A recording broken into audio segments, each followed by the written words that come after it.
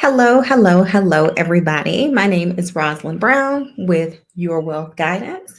We'll go ahead and hit our little theme song. We are here to help Black women create financial independence map and identify the tools for success so you can live life on your own terms. Um, Now, one of the things I want to kind of share with you and chat with you and just make sure that you understand too is so often I get the same question over and over.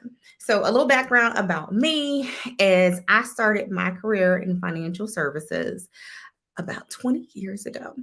And at that point in time, I was doing wealth management, private banking, and also doing like the whole financial advisor type role.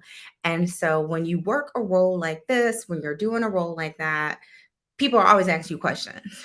And I'm going to let you know kind of some of the reasons why people get it wrong when they are looking for advice, when they're looking for an advisor. This is not me selling and services because I don't do that anymore. This is not me recommending or telling you not to work with anyone in particular. It is really and truly an opportunity for you to find resources and to find people that can help you on the journey. And so it's really just four quick, easy things. We'll go through it, we'll chat through it a little bit, and definitely let me know if you have any questions, especially if you've worked with an advisor before. If you're like, I don't know. If I have a good advisor today, I am not going to qualify or tell you to fire your current advisor today. But I definitely just want to kind of walk you through a couple of different items to be aware of if you're thinking about maybe I need a financial advisor. If you are investing on your own and you are looking at the market today and you're like, I need somebody. I need somebody to step in here and help out. I need somebody to say I can help on this journey. Just know there is nothing wrong with getting help. There is nothing wrong with kind of stepping out there and saying, okay, somebody needs to help me. So we're going to jump in. If you're working with an advisor, tell us how you decided that this was the person. If you're thinking about it, let us know you're thinking about it and kind of why you're thinking about it. Um, yeah. Oh, Simone, that's a really good question. I'm definitely going to answer that one too, because I think that is very key. It's going to come up in one of the first couple things because we'll go through four easy things. And I always say sometimes what happens when people are like, should I? Or what happens is they get prospected. So someone is reaching out to them and they just go with somebody because that's the person that reached out to them. So we want to be a little bit more empowered in this process because I am big on having relationships. And that is, you need to have a CPA, you need to have an attorney, you need to have some relationships out there that can help you because you might not be there yet, but you want to at least know who to reach out to when you get there. So, Simone, we're definitely going to pop into that in just 1 second. So, we're going to talk about this 4 steps to choose a financial advisor. First step, y'all are going to love, but we're going to talk a little bit about what is an advisor. And so, what is an advisor?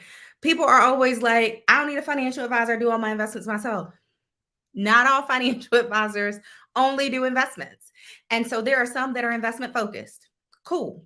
If you want to talk investments, if you're like, I want to either trade and I want someone to help me do that on my behalf, I want someone to create a portfolio. Cool. Great. There's an advisor for that. There are insurance focused advisors as well. And so these are advisors that primarily sell some type of insurance. It's going to be whole life, your universal life, and so forth. They're looking at creative solutions, typically involving or revolved around insurance. It's fine. You want to know that. It's always important to know the strength and who you are working with. And then there is planning focused advisors. And so when I talk planning focused advisors, one of the biggest things is just, okay, they're not just going to talk to me about investments. They're not just going to talk to me about insurance. They're going to probably be one of the people that say, I can't give you any advice until I do a financial plan. And I have worked on the planning side before. And so I'll tell you a little bit. There's a few different people. Some will make you pay for a financial plan. And people are like, ooh, I don't know if I want to pay for it. Well, the difference is somebody else can give you a product and you basically still gonna pay for it. But the thing about when you pay for the plan, you can take that plan and enact it yourself or with somebody else or whatever that might be. There are some places that'll give you like a module over plan. So you might just say, I just want to get some information on retirement. I just want to get some information on like my child, planning for their education or our insurance needs or whatever that might be. So they can kind of put that together. So let us know if that makes sense, kind of the investment focus. And typically that's the only person that people know. Like people are like investment focus. I don't need your investment advice. I do that on my own. So usually that's the people that people know. I feel like I see a lot of the insurance focused people on social media. So there's that. And then planning focus. Anybody kind of see one versus the other, maybe a little bit more of one versus the other, especially like in a social media realm or some of these like online experts and those kind of things. Anybody see any of those? Okay. Good stuff. And so once we know what an advisor is, so you know what it's not, just simply, investment advice, which hopefully they're giving you more than just simply investment advice. We want to get into the meat. The first thing, do you even need an advisor? So as we're talking about how to choose an advisor, do you even need one? And for so many people, the answer might be no. And so, yeah, Simone says she's seeing a lot of coaches. And so, really and truly, the difference is a lot of times a coach doesn't need to be licensed. They might not even necessarily need to be trained. They don't necessarily have that same accountability. They've just done it themselves and they're like, oh, now I'm a coach. There's nothing wrong with that. I will say one of the things about kind of some of the coaches and so forth is everyone is an expert when things are going well.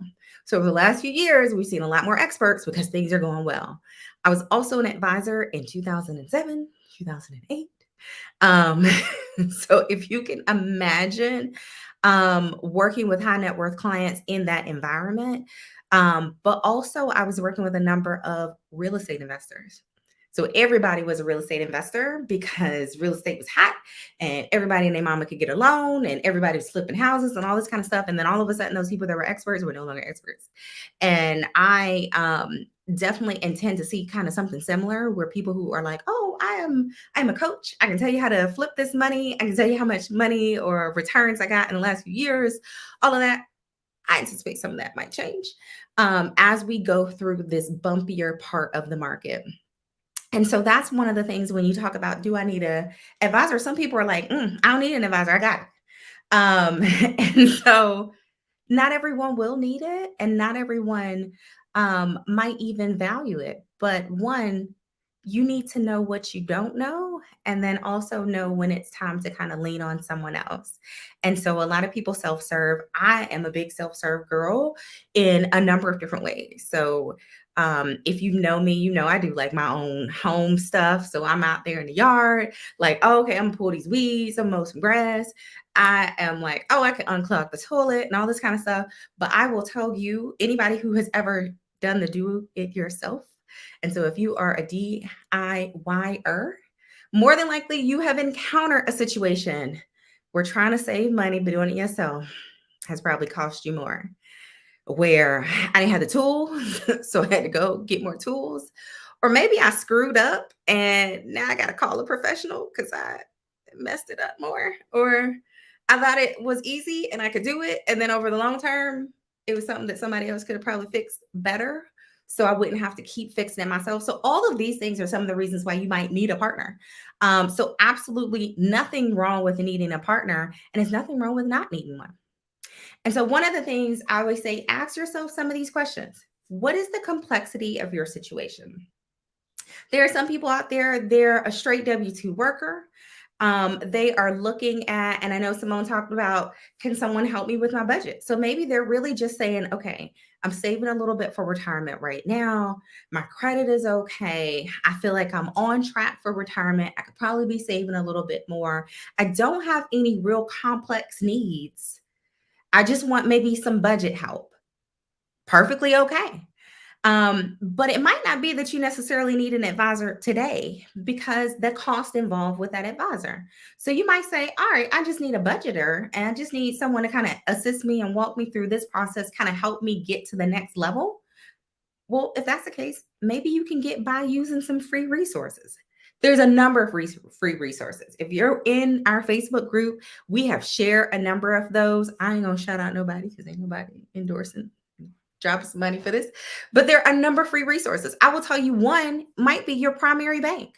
So your primary bank probably offers a number of things that are free either through their online banking platform or if you kind of go in and just ask them about what's there and what's available, there's probably some freebies there. But also a number of employers are engaging in financial wellness programs. And so they are working with some other outside organization to bring you a number of these free resources.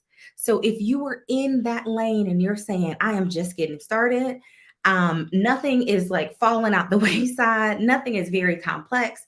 Maybe you're single, you got the one job, the one income, it's pretty straightforward. You are putting away money, you feel like things are going well, but you're saying, I just want to get my budget just a little bit better and then I can step it up a little bit better. Nothing wrong with that. Check out some of those free resources. There is no point in necessarily engaging in the advisor today. But also, one of the things I always say is, but you might still want to shop.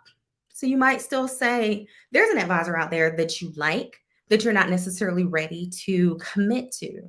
Sign up for their newsletter, free information. Follow them on social media, follow them on LinkedIn, those kind of things. So you can get a lot of information that you can start to implement yourself until you actually need the full-fledged type relationship. But then also ask yourself, how much time do you want to spend doing this? And so, like I said, I have definitely been like, you know what? I'm going to paint this whole place this weekend because I ain't paying that. And then my arms start hurting or I done worked all day and I'm tired. And it's one of those things of, okay, I can do it myself. It might take longer because understand if you are going to take care of your own financial matters, you need to do research, whether it be on the investment choices that are available. You need to do research on partners. So, one of the great benefits that your advisor might have is partners. And so, think about it this way is if you go to your primary care doctor and you say, actually, I'm having some heart issues. They know heart specialists and they refer you to someone and you kind of trust that person. Or if you say, I'm having feet issues, they know someone, they're going to refer you to that person. And so, one, that person can kind of help you maneuver and get you around to some other people that can really be of benefit and to value to you. So, you want to have that kind of person available. And that's one of the things that they're able to do for you because they have that network. But also when you're thinking about, okay, I need a CPA, who should I reach out to? Who's like me? Who understands me? And so that's going to be one of the things that can take a lot of time interviewing people because by the time you start interviewing people during tax time, don't nobody want to talk to you. Or by the time you're trying to interview an attorney and you're in the midst of an issue. So if anybody's been in the group for any period of time, I've talked a lot about estate planning and kind of my personal issues with my family that I've dealt with over the past few years. And it is why I'm like an estate planning, like, yes, everybody. But you don't want to be in the midst of that situation and you're going with the first person that will take your call. You want to go with somebody that you're like, okay, I feel confident because I've been getting their mailings. I know a little bit there, but you could try and do it yourself too. And you can read every brief, everything, you can file stuff. But that can be time consuming. That can be exhausting. So there's a lot of reasons why people are like, no, I don't want to do that. That's not the way to go. So that's one of the bigger things there. And then when we look at things too, in terms of like complexity, what's your sources of income? How aggressive are you saving? Maybe things like you're divorced and you have children from a previous marriage and children from a current marriage, or maybe you're a single parent and you are truly doing it on your own and you have a young child who, if something happened to you, it would be pretty doggone important for you to make sure you have things in order there. And so there are a number of different things that say, you know what? I need a partner. And so it might even be that you need someone that you can run things by. And so some people don't even think about this, but like maybe you have a job option and you're like, okay, what about this versus this? Okay, they're offering me stock options, they're offering me a defined benefit plan, all these kind of things. Well, you want to talk it through with somebody. And yeah, you might call your girlfriend, you might call your mom and be like, listen, this sounds good. But you might want to talk to somebody who's in the space to really talk about how to weigh those different options to see which one actually makes the most sense for you. Does that make sense? Just kind of the do I even need somebody? Or maybe it's time for me to do it on my own for a bit. And so some of that kind of answers a little bit of your questions is yeah, they can definitely help you with the budget. But if that's the only thing you need, you might be able to get by with some of those free resources. So another plus there that, hey, you might not necessarily need to pay anybody just yet. But the whole goal is to continue to grow and so as you continue to grow in your journey, your situation might get more complex. You might just have more money. You might start to outsource your life more. So if you are just simply outsourcing your life more, that might mean that you're like, I don't want to, I want to get as many things off my plate as possible. And if that is the case, then you might want an advisor as well. Nothing wrong with either way you do it, but it is always key one just to know, do you need an advisor at all? And if you're saying I don't need an advisor because I do my own investments, you don't necessarily know all the things an advisor can do. So you want to be able to make sure you can round out and fill out all the things that a good advisor should be doing for you. And so it's not going to be just the investment. So you say, cool, I do my own investments. But what about the rest? All the other things. And so I hate this analogy. Like I hate this analogy. Hate it, hate it, hate it. And when I say I started this business like a number of years ago, um, they always say, and you already know this is created by men. They'll say the advisor is like the quarterback. I ain't really a football fan like that. Like I go to a game, I enjoy, some hooping and hollering and all that kind of stuff. But okay. But I understand the concept. And I'm gonna give you a better analogy. Your financial advisor is like the mama. And so if you got a good mama, happy Mother's Day to my mama too. But one of the big things is like your mama. If I call my mama because I'm sick, she gonna tell me, do this, take that, run by the store, try this. If I call my mama and I tell her that maybe I'm trying to cook something, she already know the ingredients. If I call my mama and I need something, she gonna know which cousin to call, which aunt to call. Do I need to call my grandmama? That kind of thing. Your mother is like the advisor. And so what that means is there's a number of things that your advisor can do. But there's also the value of your advisor being able to reach and know where to reach and being able to make a call so that someone answers your call and will maybe take a question or two without necessarily charging you. And so you are basically leaning on the shoulder of them. So the quarterback analogy might work. If y'all football girls, do your thing. Hey, I ain't.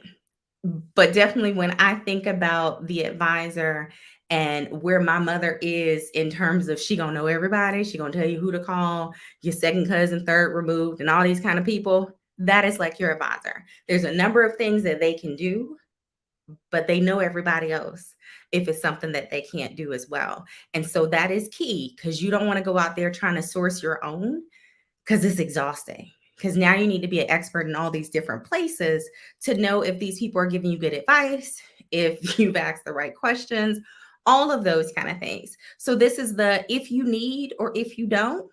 If your situation is super simple and you can get by with some of those free resources, make sure you are using them. When I tell you these resources are so underutilized, make sure you're using them. So if you can get your hands on some of these freebies, freebie it away. Freebie it away until you have grown to the point where, yes, you need a partner in this thing. And then you'll have vetted your partner. You've had a whole bunch of time to vet your partner. And then you'll be able to reach out and say, oh, I already know who I want to work with because I followed them for a while. I like reading their stuff. I like talking to them. I feel like they work with people like me, all of those kind of things. Then you know you're ready. Now, the second thing, know yourself and know your needs. Now, I started working in the business a number of years ago. I actually started fresh out of high school working for a bank. And so I remember getting my first paycheck, and I just knew I needed to be investing because wealthy people invest in the market. And I walked in with my first paycheck to the financial advisor's office, and I said, "Hey, I would like a mutual fund." And he looks at me and says, "Which fund?" I'm like, "A mutual fund." How dumb are you?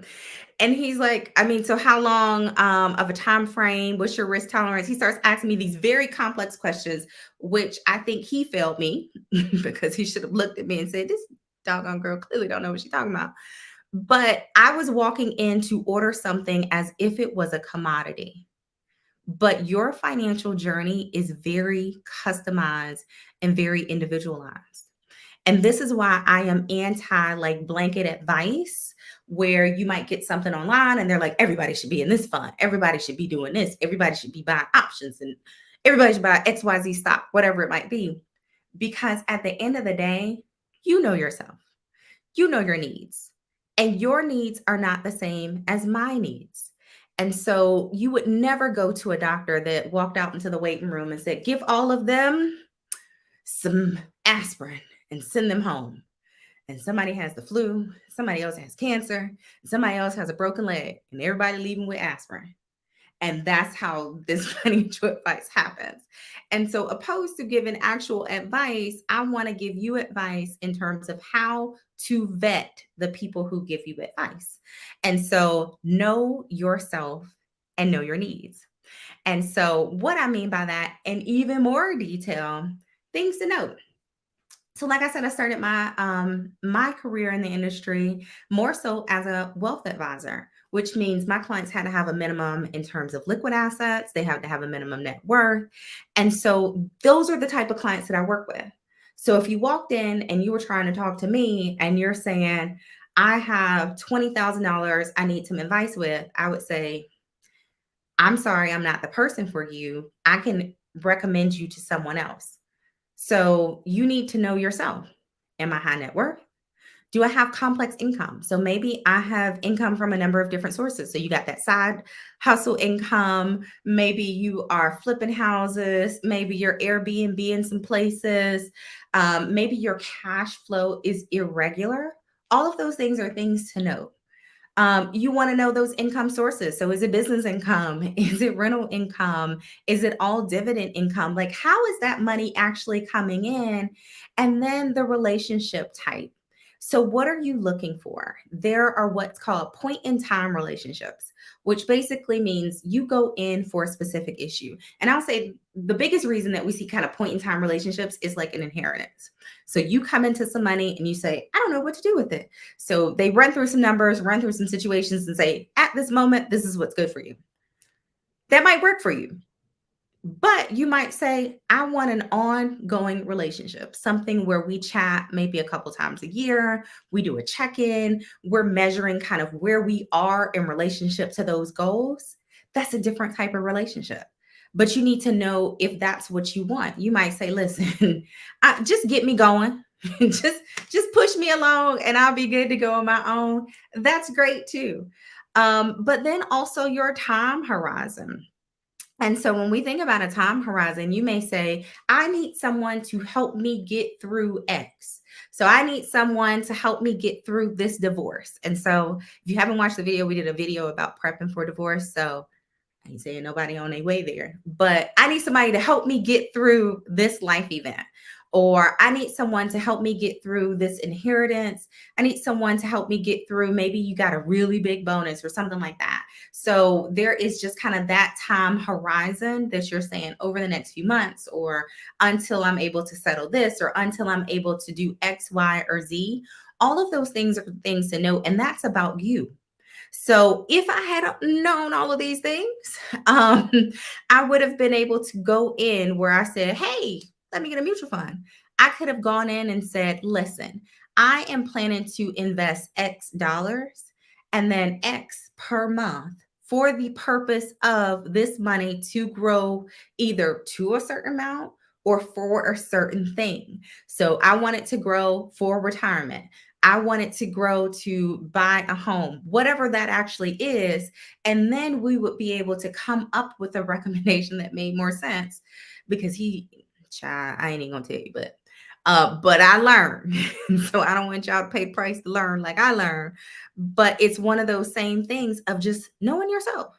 So people will ask, and I always see questions, whether it be in the group or somewhere else, and people are like, well, what would you do if you had $10,000? I would ask more questions. I would say, okay, tell me about what kind of debt you have. Tell me about where you're trying to go. There's a lot more to that. And so when people just blanket be like, with $10,000, you need to buy X. $10,000, you need to invest here. Come on now. That don't make sense. And so you need to know yourself because you didn't answer all these questions. So how are they able to then give you some real advice? And so they say, know thyself truly.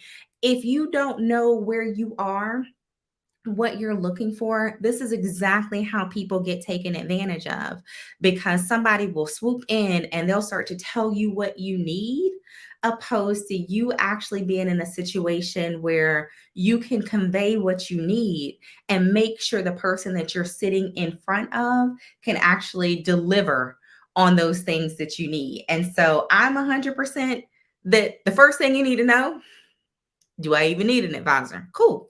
All right. So you've decided you do. But heck, even if you don't, you need to know yourself.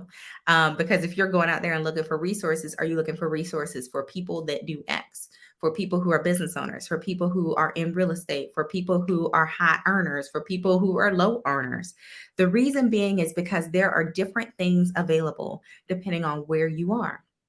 An advisor would know that. You can find it out yourself. It just depends on how much time and energy you want to spend learning and figuring that out. Does that make sense to everybody? Just kind of before you go out, talking to somebody, especially if they are coming to talk to you too, you might say, hold on, give me a second. Let me make sure that you know enough about me so that you can actually tell me what you can do for me, which is huge. And so, thank you, Sid, makes sense. The third thing, so you've decided, do I need an advisor or not? I know a little bit about myself so that I can convey my message of what I need, what I want, what I desire, what's important to me to someone else. The next is to know experience and the relationship type. And I think this is really big because oftentimes financial advisors say, I'm a financial advisor, I work with everybody, I can help you.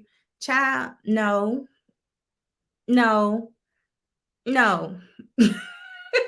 Don't let the people tell you that. Do not let those people tell you that they do everything. Anybody who does everything is really bad. And the reason I say that is because being a financial advisor is so broad that you want to be specialized. And so when you talk about being specialized, okay, if you are a business owner and they mostly work with people who are fresh out of college, just getting their money together, are they going to be able to talk about kind of specialized ways that either you can pass your business on, either talk about tax issues, talk about liability and protection issues, talking about all these different things in terms of even how to raise capital for your business? Are they going to be able to talk about that? Probably not. If they have the majority of their clients that are in real estate and you're not, and you have no interest in that, are they going to have enough to talk about you? And so when you say, what's your specialty? I always say, say they can tell you they do everything. Yes, that's a red flag. I remember reaching out to a realtor not too long ago, and I was talking about commercial property, and the guy says, I do everything. And the difference is commercial property and residential is very different. And because I was just getting onto the commercial property side, I need somebody who gonna know more than me. So if you just winging it, doing, a little 1-bedroom rental, and you also selling condos and townhomes, and now you're like, oh, and by the way, here's another property, they not even priced the same. You don't even negotiate them because your landlord don't just give you a lease on a commercial space. And that's the whole thing. If somebody is saying that, oh no, I just work with everyone. If someone works with people who are just getting started, like Simone talked about having somebody that's going to help her with her budget, there are advisors that really specialize in that market. And they are going to handhold you and walk you through that process. And because that is what they do, one, they're going to be able to tell a story. I always say, tell me about how you helped a client like me. So you've already, you know enough about you. So you've conveyed, let me tell you about me, what matters to me, where I'm going. So you can tell me. So let's say if I'm freshly divorced, or you might say, I've just bought a house. I've just started to build my investment portfolio. I enjoy trading options, whatever it is. Tell me about a client that you work with like me. Now, if they start hemming and hawing, thank you for your time. But every advisor should have some type of specialty. And like I talked about before, is that advisor is kind of that generalist, but they're going to have a team. And so, regardless of what you're doing, you're going to need some outside people. You're going to need some specialists. You might need a CPA. And so, if they only work with real estate people, but you really need a CPA who has a little more knowledge on the business side, who are they going to refer you? So you'll be working with somebody who barely know, and they're going to refer you to somebody who barely know. And then they're going to probably refer you to a real estate attorney who's going to say, I mean, I don't really do business contracts like that. So, I mean, I could wing this thing. That ain't who you want. So that is not what you want, but you want to be able to ask someone, what is your specialty? And their specialty should look like you. It's okay for them to say, I work with women rebuilding their credit. I work with women who are getting to that next place. So they are past the I'm getting started. They are high net worth. They are kind of close to that high net worth range. You are helping them get to their next step.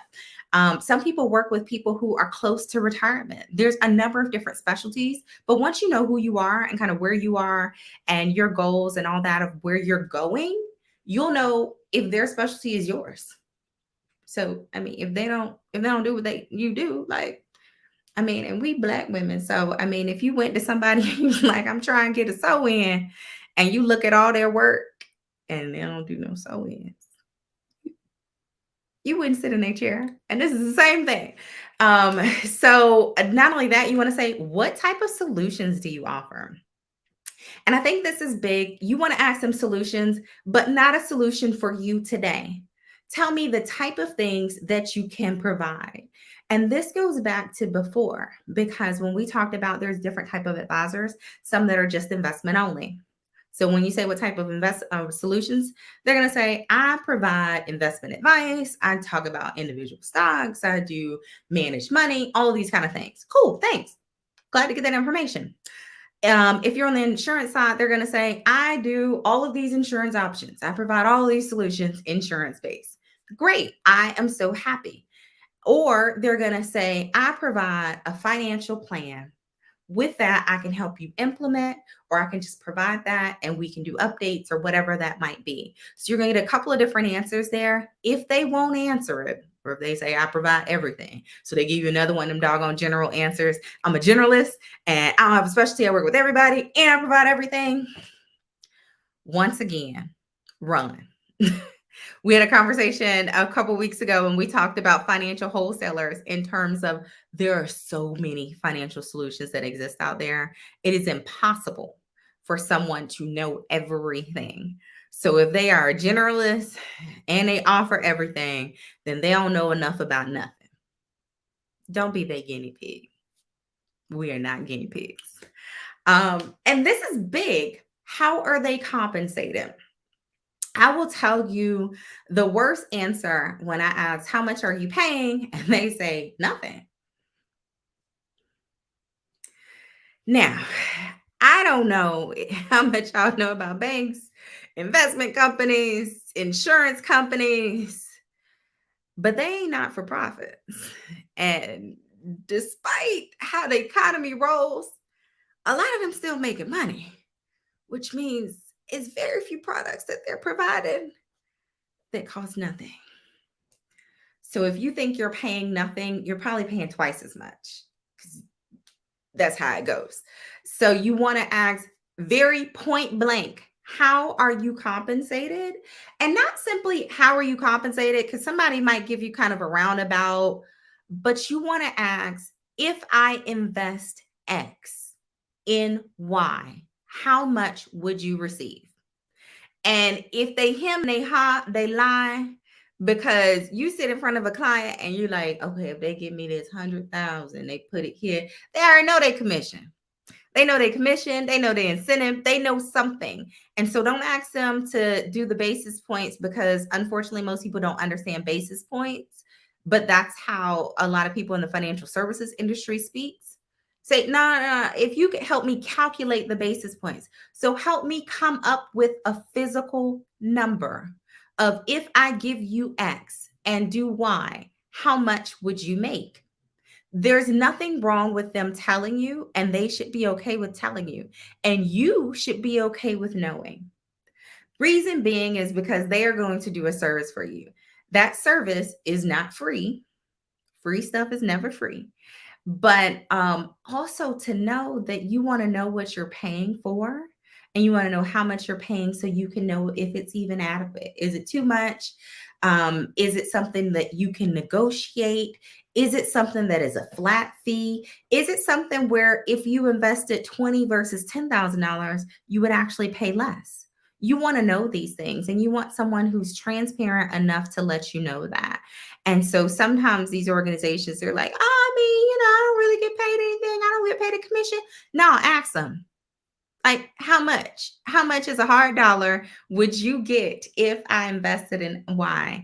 And if they are tap dancing around it, that is a red flag that, hey, these people might not be honest. They're not telling me transparently what's going on. And then the fourth thing to ask, will they act as a fiduciary? And so this is a word that not many people are even as familiar with, but you want to be. And the reason being is because there's two different things that happen in the financial services world. There is suitability and there's a fiduciary. And so suitability just means it got to be good enough.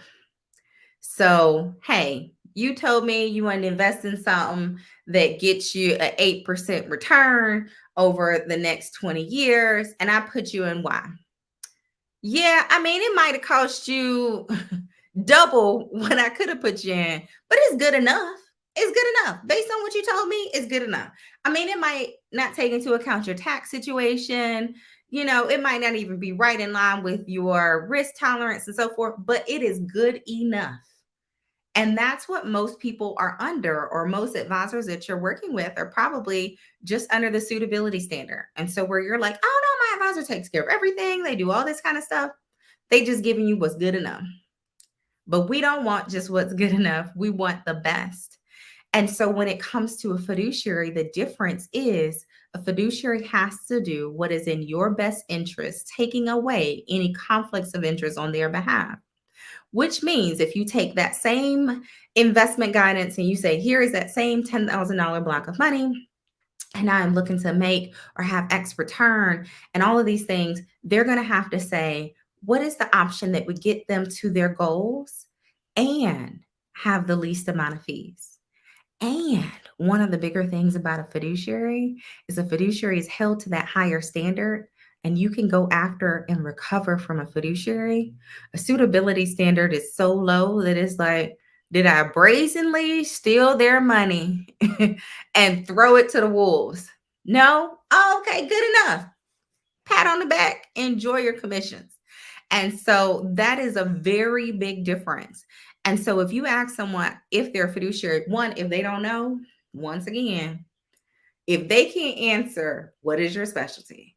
What type of solutions do you offer? So if they don't say, I work with starting business owners. So people that are just getting started as a business owner, and the solutions that I offer are just the retirement plan, or I just offer comprehensive financial plans and I can help you implement. How are they compensated? I am fee based, I am commission based, I am a percentage of asset based, and will I act as a fiduciary? Yes. If they can't answer those questions coherently and quickly and easily, this might not be where you want to be. And so one of the reasons I say that is because there are a number of organizations where they won't put that they're a fiduciary. And if they say that they are, ask them to put it in writing. They need to put that in writing. It is huge because if they will not put it in writing, they're not actually. Mm. And some people will talk about like licenses and so forth. And yes, there's a number of licenses involved in being an advisor. And I know Simone talked about she's seen a lot of coaches and not advisors. One, because a lot of times they don't hold licenses. So they are kind of free to do a number of different things that they wouldn't have to do if they had a license. Those certificates are great. But I want you to ask a little bit more because yes, they can have a number of certificates under the world. I have some letters and some numbers and all that kind of stuff. But you want to know what is their experience in working with clients like you. You don't want to be their guinea pig. And I will say everyone starts somewhere. So yes, there's going to be brand new advisors. There's nothing wrong with working with a new advisor if they have a team behind them. So a brand new advisor that's just out there cold calling, like, hey, you need some insurance. Hey, you need to do this, you need to do that. Okay, but tell me a little more. Tell me about how many people you've worked with like me. And then on top of the how many people have you worked with like me, tell me about the examples of how you have provided them some semblance of success.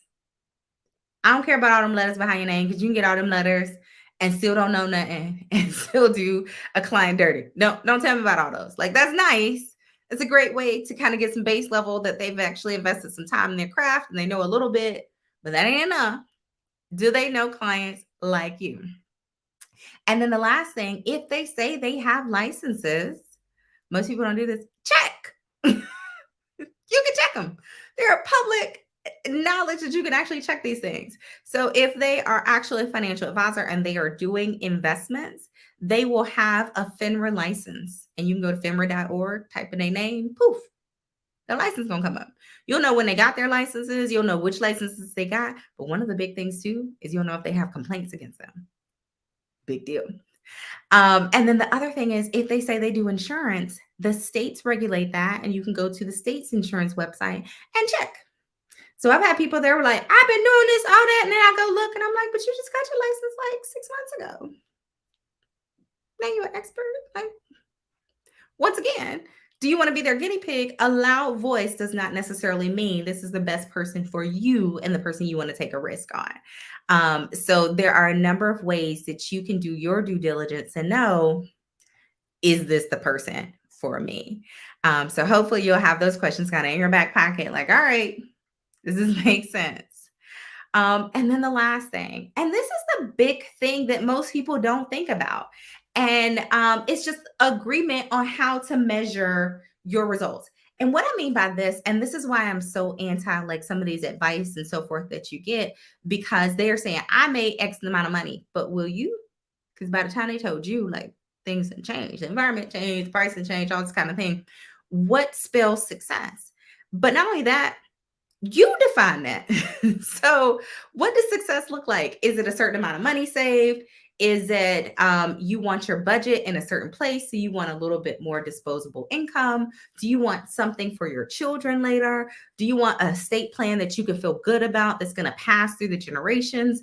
Do you want asset protection? Do you want to make sure that if you go to the next level, that you have the right amount of capital and that you're prepared, maybe just to be at a point where you can get approved for a business loan? A number of different things. But is there an agreement on how to measure those results? Not simply returns. Don't let nobody tell you that they chasing returns. Child, if we had a crystal ball, folks wouldn't be working because they would make some money on the market and get the heck on. So that ain't what's going to happen. People may tell you that they want to outperform benchmarks.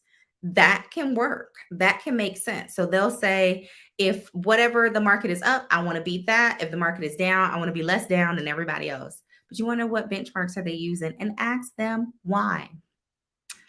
Sometimes what happens is people will create and customize benchmarks because they make them look better. But you can say, tell me more about benchmarks. What are some other benchmarks that can be used? Are there alternative benchmarks that exist? Why do you use this one? That kind of thing. There's a number of different things, but you need to know like what it is, but also timeline, because they might need to tell you to, hey, be a little more realistic. So we ain't flipping and flapping, and all these folks is like, you can make 20,000% overnight. I made $100,000 on.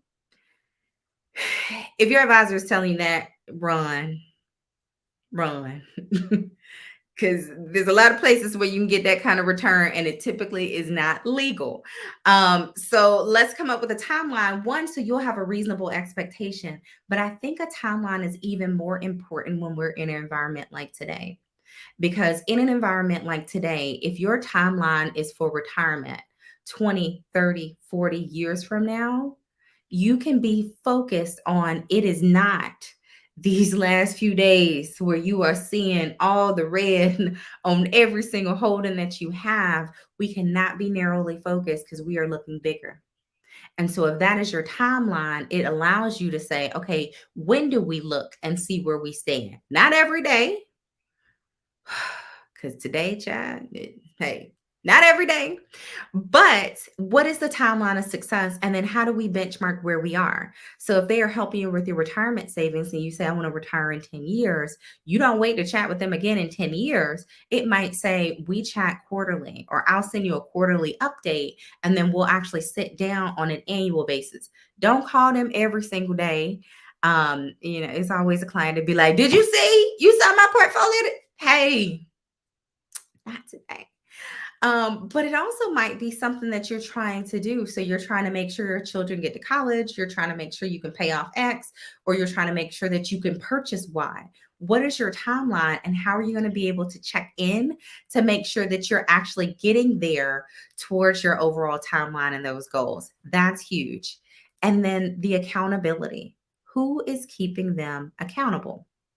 So they can be independent, which means that, okay, maybe they just have like a broker dealer. That's the person who kind of holds their license. Or they might work for an organization. Or are they giving you some type of, this is what I 100% will do. This is my contract to you. So sometimes there will be some agreement and you're like, well, they said, no, like, can you tell me? I'm going to put that in writing. I'm going to provide you this financial plan within 6 weeks.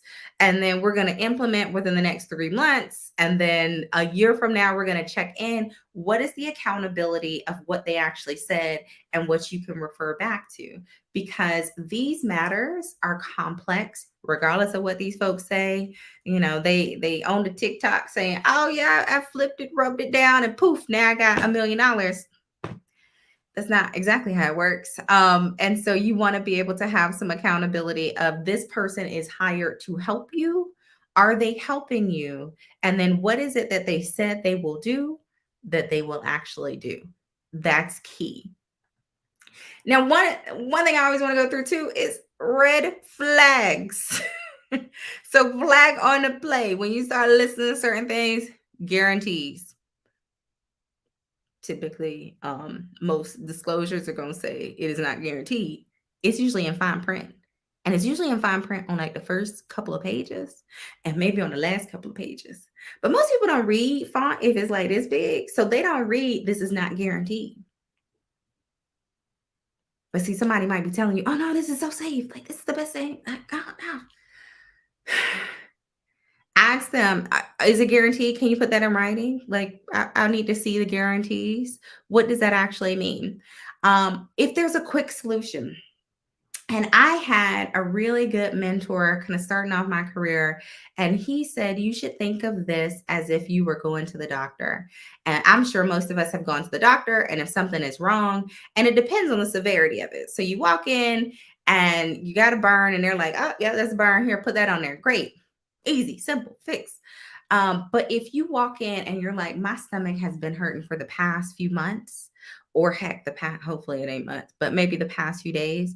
And if they say, here's a Robitussin and go home, you'd be like, Doc, come back and see me. And he said, your situation is complex that you should think of it the same way. They should be running tests. They should be looking at your history. They should be examining before they give you a solution. If they're just picking up a quick solution off the shelf, it's probably something that just pays them really well, or it might be the only thing they really know well. Don't let nobody give you a quick solution. People who only discuss the upside. So all these people like, I made so and so. Did you ever lose? You were never negative. You never had no negative day, not one, not a half a day, not an hour or two, like nothing. That's a problem. If there's no discussion of you, so they have said, all right, and now we're gonna do this. But you want them to put it back to you. Like, did they hear you? Did they know you? Did they even ask you questions? I actually happen to like taking calls from financial advisors because the thing that I find often is they don't even ask me what I do. They don't ask me my background. They don't ask me anything. And I'm like, if you had asked me a few things, this call probably would have been a little shorter. But you didn't do that. Or if they don't allow you to read the documents they want you to sign. So they're like, if you just sign here, here, here, and here, you might want to read it. It's usually thick, so you might not want to read like everything. But if you want to take a moment to read it, if you want to take a moment to glance at it, and they're like, no, no, no, just sign here, here, and here, problem. A know-it-all. Justice says, should the planner know an accountant or work well with the accountant tax lawyer that I found? So, yes and yes. So, whoever you're working with, they should have someone, and this kind of goes back to the know it all. If they're like, oh no, I know it all, I know it all. Tax law changes pretty consistently. So, over the years, tax law is going to keep changing, which means you want a tax specialist who is focused on those tax changes. Well, while they're being focused on the tax changes, who is focused on the legal changes? Because those keep changing. Okay, there should be a person for that. Okay, are there concepts or product changes? And product changes are just simply solutions. So every month or so, companies are like, oh, wait, we can change it like this. We can do it like this. We can have a mutual fund that does this. We can have this. So how you got time? There's 24 hours in the day. And most people sleep, eat, and do something, watch a little TV or something. There's no way for them to be an expert in all of those. And so I always say, I don't know everything, but I know a lot of people who know a lot of things. And so they should know people that can help you. And that's why if you are working with someone who is like you, so if you're saying, okay, I am a high net worth individual, and because of that, my tax situation has gotten more complex. Can you recommend me someone? They should know someone like you. If you're saying, I am deep in real estate and now I'm looking to do 1031 exchanges and I need an attorney for that, they should know someone. If they're general, they probably don't know nobody. If they are working with people in the beginning stages and they're just getting started, they should know someone. And the thing that they'll know is they'll know someone in your price range as well, because they are used to working with clients like you. And so, yes, it is okay too to have your own. So if you have your own person that you want to work with and you want them to work together, it is nothing wrong with saying, actually, I'd rather work with so and so. And they will let you know either they will or they won't. 9 times out of 10, they will, but they definitely should, because there should be enough out there that one, they can communicate, and they may find that they're in the same realm of clients that they work with, or they might say, yeah, your CPA is great. You've been working with them for the past 10 years, but now since you're going to go into this different industry, you might want somebody who has a little bit more on this side. And there's nothing wrong with saying that as well. They should really be an advocate for you and say, yeah, I know you've been working with your cousin for the last 5 years and your cousin's, charging you half as much as what they would charge someone else. But now you've grown to the point where you want to bring somebody else. And so one of the great things is you want to have that specialist, because at the end of the day, it's hard to know all these random specialists that do all these random things. And you're like, wait, what? I need a person that does what? I need a person that makes not just a regular attorney, an attorney that does these kind of contracts.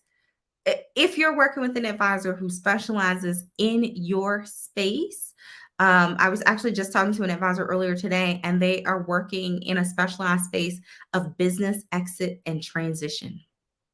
And so what that means is people who have kind of gotten to the point where either they want to sell their business or they're retiring and so forth, which means the attorneys that they know, and they're going to know brokers who are buying and selling businesses, the attorneys that they know are going to be able to talk through those contracts. They are in that space, in that environment.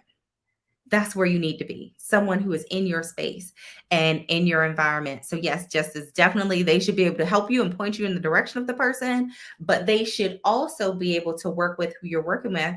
And if they are worth their weight, they'll be able to have a frank conversation if that person is where you need to be or if things have changed. And so if you're trying to reduce your tax liability, that is huge because one, if you go back to what we said on number two, is knowing yourself. So where's your tax liability coming from? Is it coming from a certain type of income? And then somebody's going to know, okay, if you're a business owner, there are ways that you can reduce your taxable income without devaluing your business. Okay. If you're in real estate, there are things that you might not even be thinking about that you can write off. Great. Well, that could change your tax liability. It might be just changing the way that you get income. So if you're able to control how income comes in, or where you're moving assets to, all of those things could impact your tax liability. This is not tax advice. But those are things that if you're working with an advisor that is in your space, they're going to be able to say, okay, let's jump on the line. Or they're going to say, I already did this before. I did this last week. Let me tell you some ideas. Bring your tax returns in here. Bring your W-2s. Bring this in here. I already did this 10 times over. Yes, let's talk about the things that we can do. And so, yes, and so a standard employee utilizing the standard deduction. And so that's the thing we talked about. Okay, if you are there and you're just, the basic employee and you're saying, do I need an advisor or not? One, you might want to look at some of the free resources. And so free resources might exist, one with your bank. It might exist with whoever you have like your 401k plan with, those kind of things. There's a number of free resources. One, because they can start giving you advice without you paying for it. And your company might provide you some type of some of the EAP programs and so forth, provide some type of financial planning where they have like just a conversation or two with you. And if you say, and so that's when you know yourself, this is what you are going in to learn. You are coming in to learn X. And so if those are your top things, they're going to say, hey, without knowing but so much about you, these are some of the top things that usually we help people do in order to reduce their tax liability. And then they might say, and by the way, go talk to my friend, ABC, 123 CPA. And that person's going to be able to talk through and say, well, it looks like you're doing this and you're doing this and you could be doing this. Or maybe it's time to invest here versus there, that kind of thing. And so that's where, one, look at those free resources. And so lean on, and there's a number of apps and so forth that exist out there. There's a number of websites too. You can start to plug in your numbers and see what exists and see how much of a difference that you can make kind of with some of those free resources. And especially if you can get kind of a one consultation type conversation where they'll say, well, if you just want to talk about taxes, I got a tax person, you can chat with them. It's not tax season per se. So this is a great time to have that conversation and start strategizing, because if you wait until January, February, March, ain't nobody trying to strategize. They trying to process these returns. So this is the great time. And it's the time where you can make changes in 2022 for what's going to be out there for 2023. So this is the perfect time of just kind of knowing yourself and then being able to lean on those resources. So I would definitely say lean on the free resources today. And if you can have a conversation with an advisor, that kind of first conversation, tell them this is primarily what I'm looking for. They might say, well, if you're really not looking to work with me today, I can refer you to X, Y, and Z. But also want to ask, if you refer me to your homie, are you getting paid for that? And that goes back to that compensation question, because they might just be inviting you to talk to their homie and their homie not that great. You don't want that either. And so even going back to kind of the no track record. So once again, tell me why you're referring me to your friend. Is it because they work with clients like me? Is it because they do more in this space? Is it because they've helped a number of your clients? Is it because they pay you a little side something? Is it because they let you use their boat? All of those kind of things. But and I think this is a good conversation too. So one, if they don't take no notes, they just be sitting there waiting on you to finish. So they can be like, annuity. No. But also when they give you advice or they say you should talk to my friend, they should say the why.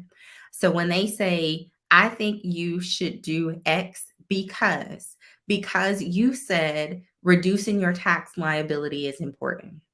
I know somebody else said that they were trying to get like their cash flow together. So I'm going to recommend you do X first because cash flow is a priority of yours first. And so if they are just saying, I'm gonna recommend X, you're like, but why? Because and if their why is not you, so if they say, I'm gonna recommend X, why? Because that's the highest yielding product that we have. What does that have to do with me? Their why should be because of what you said. They should say, I'm recommending X because I know it is important to make sure your children are taken care of if something happens to you prematurely. That means they heard you. That means they know what's important. And that means they're putting together a solution from the back that goes to the conversation that you're having. If they avoid the compensation question, don't let them tap dance around it. Listen, folks got to eat. And if you pick the cheapest person out there, you might get the cheapest service out there. So folks got to eat. Don't be afraid to pay people. If you are not trying to pay people, then you need to do it yourself. And there's nothing wrong with doing it yourself, but you might miss out on some money. You might miss out on some advice. You might miss out on a whole bunch of stuff. Ain't nothing wrong with doing it yourself, but there is nothing wrong with paying people, and people should be paid. So they should not be shying away from, hey, how you getting paid?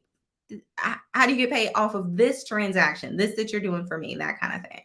But also if they have no plan for their practice. And this is important, especially for the independents. So if they got hit by a bus, what happens? So what happens if they win a lottery and decide, don't ever call me again, I'm out this thing? Okay. What happens if their practice grows substantially that you are the smallest client that they have? All of those are important, and you want to know what's the plan. There's nothing wrong with them saying, I am bringing on a junior who will be able to assist you. So, this is somebody that maybe has less experience, but they are being overseen by that other person and they're going to help you. Maybe they'll say, I work with a team. So, if anything were to happen, my team is aware and you don't have to start the process all over. So, those are all things that you definitely want to be aware of when you are choosing a financial advisor. So, one, do you even need an advisor? Some people don't. Some people do. You might grow into it that you do. You might decide, I can do all of this on my own. Nothing wrong with that as well. But you need to know that because people are going to be calling you. People are going to be checking in and saying, hey, can I help you? Can I help you? Can I help you? And you need to know, I don't need you. Let me tell you why I don't need you. But you might need someone to kind of fill in the gaps of the other spaces that you need. And then two, you need to know yourself because if you don't, anybody can take advantage of you. And that is what I often see. People can't necessarily tell you why they either made a decision, invested in a certain thing, why they agreed to do X, Y, and Z, because they didn't know themselves. They didn't know their own goals. And they weren't able to then understand and ask their advisor if their advisor works with people like them. So they didn't know themselves. So they went with whoever was like, oh, yeah, I work with you. You, yeah, you, and you. You know, there's advisors that work with people who like own farms.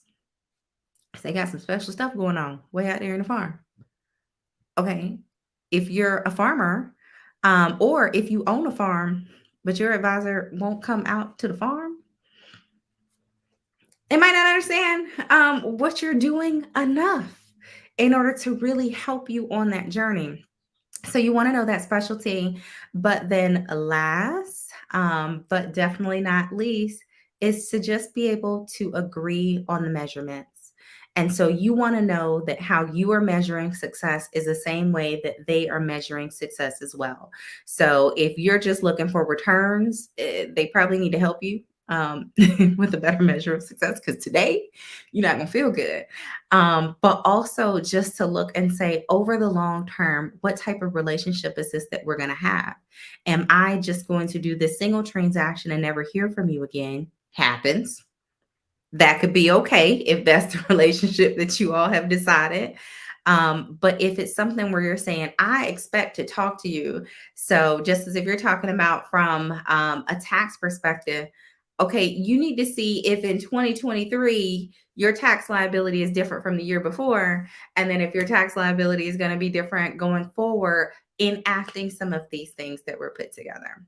So I hope this was very helpful as you all are saying, hey, give me some advice. What should I do? Where should I put my money? I hope that you are coming prepared and know thine self, so that you can at least start the conversation and make sure that you don't become some prey on somebody who is just getting started or just trying to throw you in some product for the sake of product, and that you are going to be empowered to make sure that the partners that you bring on are able to be truly partners and engaging with you. So definitely let me know if you have any other questions, but also be sure to drop in that if there's anything else you want us to kind of go over in detail. So some of those partners and so forth, I'm actually going to do another one about creating and putting together your team. So I know people are always like, okay, do I need this one or this one or this one or this one? You might need them all, but you might not need them all at the same time. So that's one as well. So hopefully you enjoyed this. You got something from it. And I hope that you are subscribed and you are turning on notifications so you do not miss another Money Monday. And I hope you're excited about our Money Monday next week. This is going to be revolving around one of my favorite pastimes, which is travel. So a really big deal, a really great way to save and enjoy and see the world for pennies. So I hope you'll join us next Monday and let us know if you have any more questions or any suggestions on another show that we'll do. Until then, have a great Monday.